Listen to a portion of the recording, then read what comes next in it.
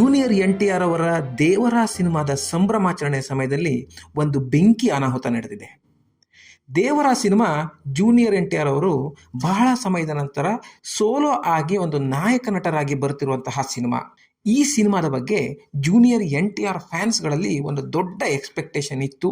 ಅದಕ್ಕೆ ತಕ್ಕ ಹಾಗೆ ಒಂದು ಸಂಭ್ರಮಾಚರಣೆ ಕೂಡ ಎಲ್ಲ ಥಿಯೇಟರ್ಗಳಲ್ಲಿ ನಡೀತಾ ಇದೆ.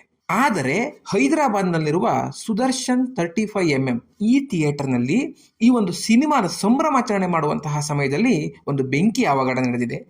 ಜೂನಿಯರ್ NTR ಅವರ ಒಂದು ಕಟೌಟು ಬೆಂಕಿಯಲ್ಲಿ ಉರಿದು ಹೋಗಿದೆ. ಇದಕ್ಕೆ ಕಾರಣ ಏನು ಅಂತ ನಾವು ಹುಡುಕಕ್ಕೆ ಹೋದರೆ, ಈ ಒಂದು ಸಂಭ್ರಮಾಚರಣೆ ಮಾಡುವಂತಹ ಸಮಯದಲ್ಲಿ ಪಟಾಕಿ ಹೊಡೆದಾಗ ಆ ಪಟಾಕಿಯ ಬೆಂಕಿ ಕಟೌಟ್ಗೆ ಹಾಕಿರುವಂತಹ ಹಾರಕ್ಕೆ ಹೊತ್ತಿಕೊಂಡು ಈ ಒಂದು ಅವಘಡ ನಡೆದಿದೆ. ಇಂತಹ ಒಂದು ಅವಘಡ ನಡೆದರೂ ಕೂಡ ಒಂದು ಖುಷಿಯ ವಿಚಾರ ಏನಂದರೆ, ಯಾವುದೇ ರೀತಿಯ ಒಂದು ಪ್ರಾಣಹಾನಿಯಾಗಲಿ, ಯಾರಿಗೊಂದು ಪೆಟ್ಟಾಗೋದಾಗಲಿ ಇಲ್ಲಿ ಆಗಿಲ್ಲ.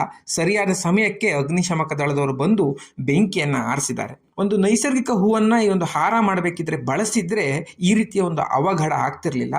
ಆದರೆ ಈ ಒಂದು ಕಟೌಟ್ಗೆ ಹಾಕಿದಂತಹ ಹಾರ ಬಟ್ಟೆದಾಗಿತ್ತು. ಹಾಗಾಗಿ ಈ ಒಂದು ಪಟಾಕಿಯ ಬೆಂಕಿ ಬೇಗನೆ ಹೊತ್ತಿಕೊಂಡು ಉರಿದು ಈ ಒಂದು ಅವಘಡ ನಡೆದಿದೆ.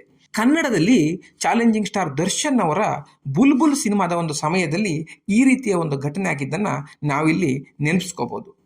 ಏನೇ ಆಗಲಿ, ಸಂಭ್ರಮಾಚರಣೆ ಫ್ಯಾನ್ಸ್ಗಳದ್ದು ಚೆನ್ನಾಗಿ ಮಾಡಬೇಕು.